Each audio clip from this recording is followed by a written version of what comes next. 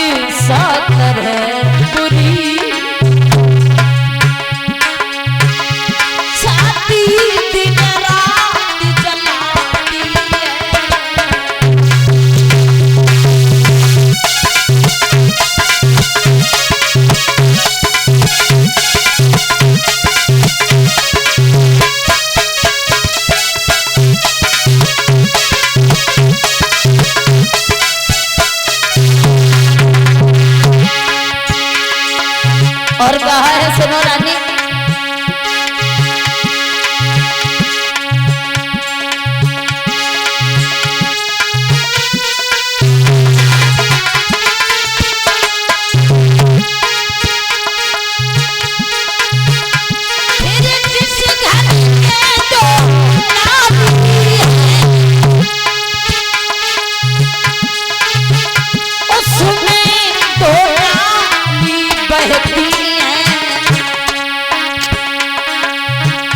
दोनों दो तरफ निकलती हैं, गल में एक भी न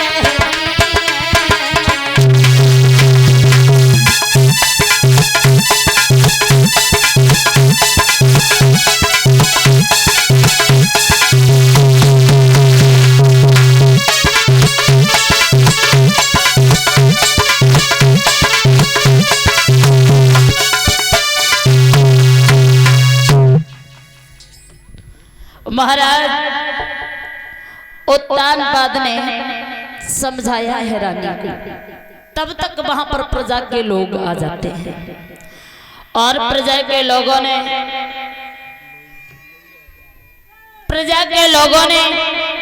महाराज उत्तानपाद को समझाया है।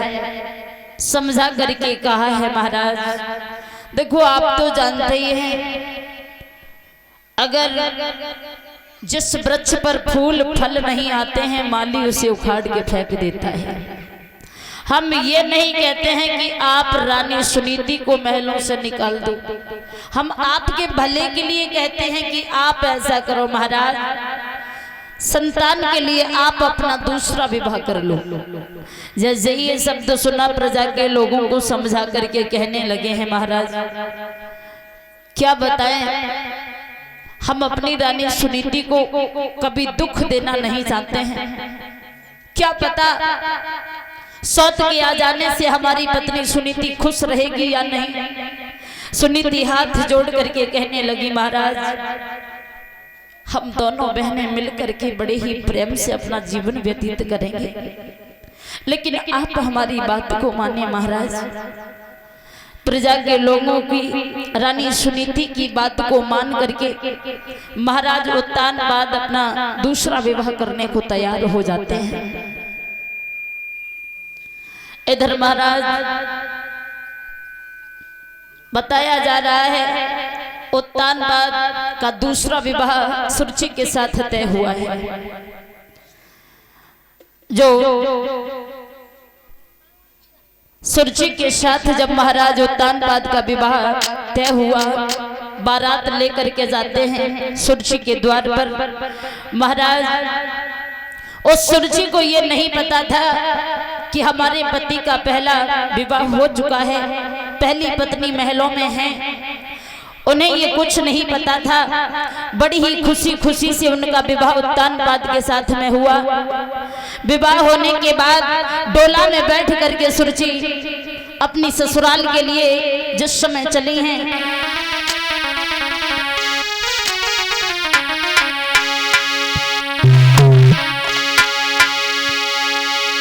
विवाह करे लौट के आए, विवाह करी लौट के आए, खुशी सबने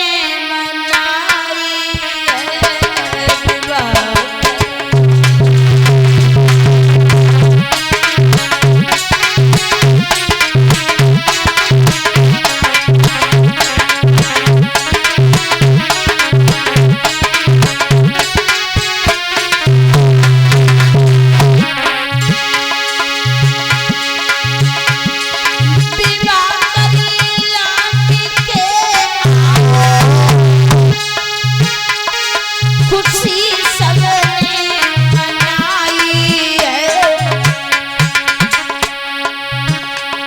सुनीति रानी थी पहले,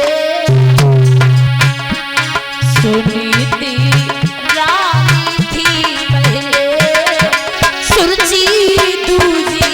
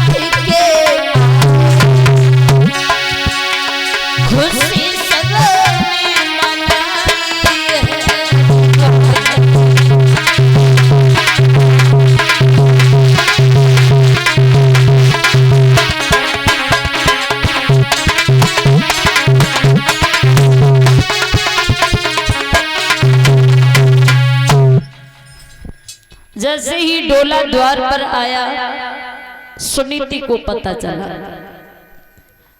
एक दासी को आज्ञा दी है, जाओ हमारी बहन हमारे द्वार पर आ चुकी है और हमारी बहन को डोला से लेकर के महलों में आओ।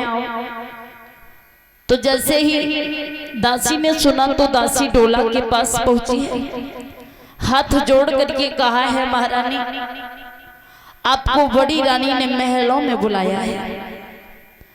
जैसे ही रानी सुरुचि ने बड़ी रानी का नाम सुना, जवाब दिया, कौन है बड़ी रानी? दासी हाथ जोड़ करके कहने लगी, क्षमा करना महारानी, अरे आपके पति की पहली वाली पत्नी जो महलों में इंतजार कर रही हैं। जैसे ही ये शब्द सुना, जवाब दिया, ऐसा करो हमारे पति को हमारे पास लेकर के आओ। आज उद्यान बाद डोला के पास में अपना सर झुकाए हुए खड़े हैं, पर कुछ बोल नहीं सकते। क्यों? क्योंकि उनके सामने मजबूरी थी। कहते भी क्या, मजबूर होने के बाद ही उन्होंने दूसरा विवाह किया था, उन्हें कोई शौक नहीं था। महाराज इधर रानी सुनीति महलों में इंतजार करते करते स्वयं चल करके आई हैं। द्वार पर देखा है कि वो रानी सुनीति देखती ही रह गई कि सुरुचि डोला से नहीं उतर रही है। हाथ जोड़ करके रानी सुनीति अपनी बहन सुरुचि के सामने खड़ी हो जाती और जवाब दिया, बहन ये घर तुम्हारा है बहन, यहाँ हमारा कुछ नहीं है।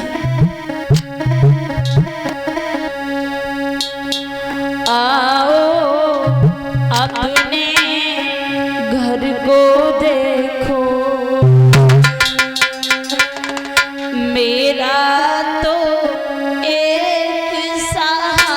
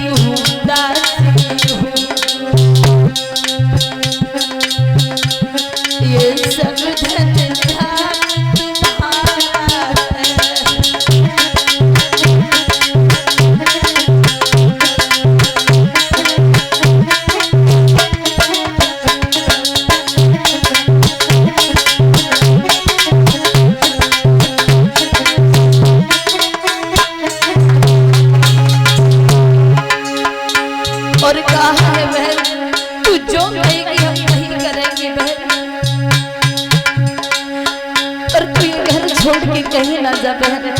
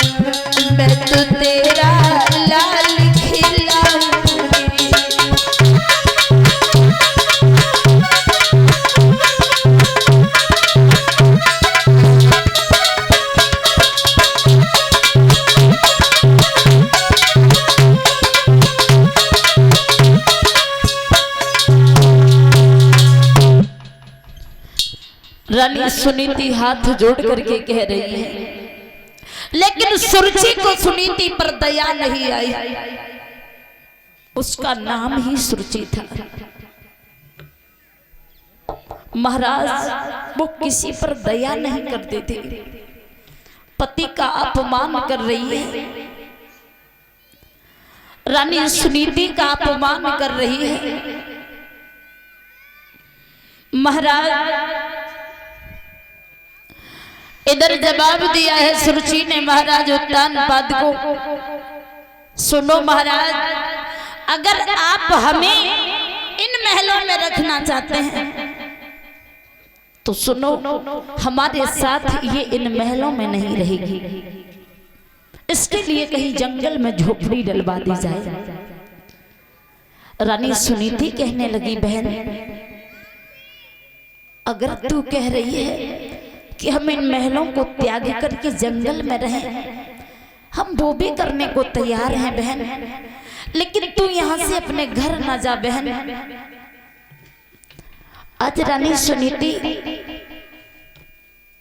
मंजूर हो जाती हैं, तैयार हो जाती हैं। रानी सुनीति के लिए जंगल में झोपड़ी डलवा दी जाती है और रानी सुनीति को काग उड़ाने का काम सौंप दिया गया। महलों से रानी सुनीति के लिए जौ की 2 रोटियां जाया करती थी। वही जौ की रोटी खा खा करके रानी सुनीति अपना समय व्यतीत कर रही थी। आज के समय में ऐसी कोई नारियां हैं क्या? कोई भी ऐसी नारी नहीं है।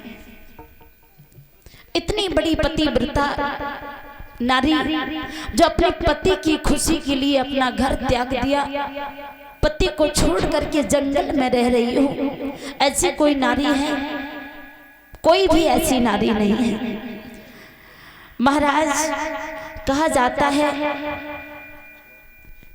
कि घर कभी गांव से दूर हट करके नहीं बनाना चाहिए। क्यों? क्योंकि वहां शांति तो हो सकती है लेकिन आनंद नहीं हो सकता है। गांव से हट करके, समाज से हट करके आप लोग रहते हैं। कोई कहता है कि खेतों में मकान बना लें, सुकून मिलेगा। ये गलत बात है। देखो, ये गांव ये क्यों बनाए गए हैं? ये समाज क्यों बनाया गया है? ये समाज ही तो हमें जीना सिखाता है। अगर ये समाज ना होता तो आज हम अपनी इज्जत के बारे में ख्याल रखना भी नहीं जानते कि इज्जत क्या होती है। इस समाज से ही हमें सब कुछ मिलता है। क्या साथ लेके आए हैं और हम क्या साथ लेके जाएंगे? आप ही लोग हैं जो सब कुछ आप हमें देते हैं। इज्जत देने वाले भी आप हैं। हमारा क्या है? जन्म भी किसी और ने दिया, नाम भी हमें किसी और ने दिया। अगर हम कोई कारोबार चालू करते हैं, जैसे कोई दुकान या कोई कारोबार हो, हम वह भी किसी दूसरे के सहारे से चलाते हैं। महाराज, हमारा यहाँ अपना क्या है? जन्म भी हमें दूसरे ने दिया, नाम भी दूसरे ने दिया, और आज ये हमारा जीवन किसी दूसरे के लिए ही है। हम जी रहे हैं अपने लिए नहीं। माँ बाप अपना जीवन अपने बच्चों के लिए जीते हैं। फिर वो बच्चे जब समझदार हो जाते हैं, फिर वो अपने लिए नहीं, वो अपने परिवार के लिए जीते हैं। एक दूसरे के लिए ही सब कोई जीता है। यही तो समाज है, यही तो संसार है।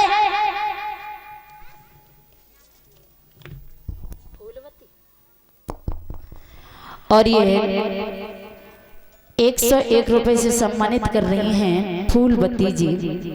कामना करेंगे ऐसे भक्तों को समाज में सम्मान मिलता रहे, हर मनोकामनाएं पूर्ण होती रहे, घर में सुख शांति बनी रहे।